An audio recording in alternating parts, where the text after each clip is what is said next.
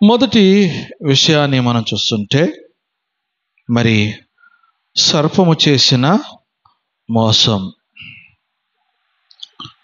సర్పము చేసిన మోసం. చూడండి, దేవుడు మరి ఏదోను తోటలో ఆదామును అవ్వను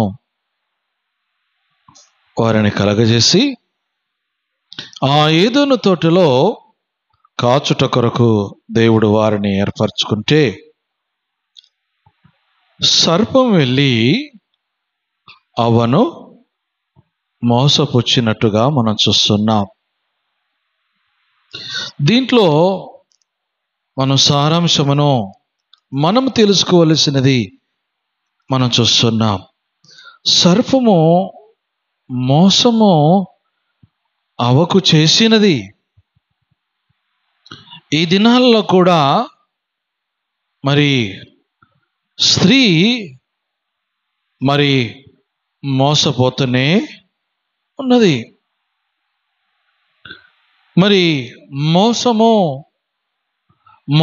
చేయవాడు మోసము చేస్తూనే ఉన్నాడు. మోసపోయేటోళ్ళు మోసపోతూనే ఉన్నారు. మనం చాలా జాగ్రత్తగా మనము తెలుసుకోవలసినది, మన ఎదుట కలిగిన వ్యక్తి అయినా ఎవరైనా సరే మనము మోసపోకుండా జాగ్రత్తగా మనం చూసుకోవాలి. ఎదుట వ్యక్తి నేను మోసము చేస్తున్నాడంటే నీవు వివేచించాలి. నువ్వు ఆత్మ జ్ఞానాన్ని నువ్వు కలిగి ఉండాలి. ఈ లోకములో మనం చూస్తున్నాము, ఎక్కడ చూసినా మోసమే. ఎక్కడ చూసినా మోసాన్ని మనం చూస్తున్నాం. నిజంగా మరి పూర్వము ఆ ఏదోను తోటలో అవ్వ ఏమైపోయిందంటే సర్పము చేతిలో మోసపోయినట్టుగా చూస్తున్నాం. మోసపోవడమే కాదు, ఆమె మోసపోయి ఏం చేసింది తెలుసా? ఆ మోసము తిరిగి ఎవరికి చేసింది తెలుసా?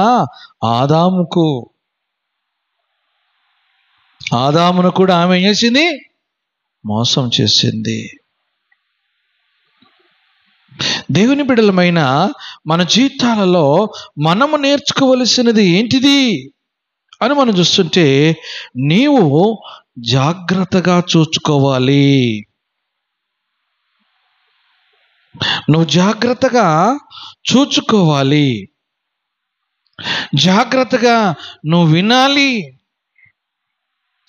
జాగ్రత్తగా నీవు వివేచించాలి.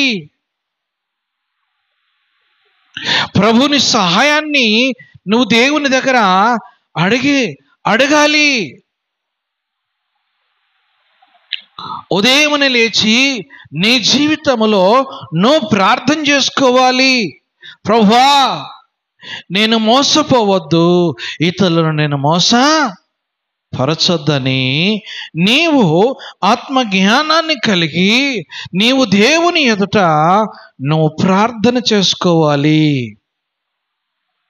నువ్వు దేవుని దగ్గర ఏదైతే ప్రార్థన చేస్తాడో నీ జీవితంలో దేవుడు నీకు సహాయం చేయగలుగుతాడు.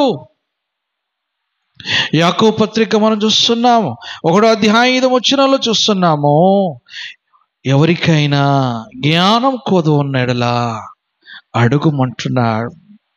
ప్రభువా, ఈ లోకములో జీవిస్తున్నాను. ఈ లోకములో జీవించినప్పుడు అయ్యా నాకు ఆత్మ జ్ఞానాన్ని కావాలి. నువ్వు ప్రభు సహాయాన్ని అడిగితే దేవుడు ఖచ్చితంగా ఇవ్వగలుగుతాడు. హల్లెలూయా, హల్లెలూయా. సర్పము ఏం చేసింది? అవను మోసము చేసినట్టుగా చూస్తున్నాం. బైబిల్లో ఒక 7 మోసాలను గురించి మనం చూస్తున్నాం. బైబిల్లో మరి 7 విషయాలను, చాలా విషయాలు ఉన్నాయి, కానీ కొన్ని 7 విషయాలను మనము మరి ధ్యానం చేసుకుందాం. నిజంగా మోసం అనేది మోసము ఎంతో కలిగినట్టుగా చూస్తున్నా. అందుకే మరి ఆత్మ జ్ఞానాన్ని నువ్వు కలిగి ఉంటే నువ్వు మోసపోకుండా జాగ్రత్తగా చూసుకోవడమే అది నీ పని అయి ఉన్నదని దేవుని లేఖనములో చూస్తున్నాం. అవ్వా మోసపోయినది ఏదైనా తోట నుంచి వెలివేయబడ్డది. మోసపోయింది ఏదైనా తోట నుంచి వెలివేయబడ్డది. వెలివేయబడిన తర్వాత కష్టాలు, ఇదిగో తన జీవితంలో ఎన్నో కష్టపడుచున్నట్టుగా చూస్తున్నా. దేవుని బిడ్డలమైన నీ జీవితంలో నువ్వు ఏమై కలిగి ఉన్నా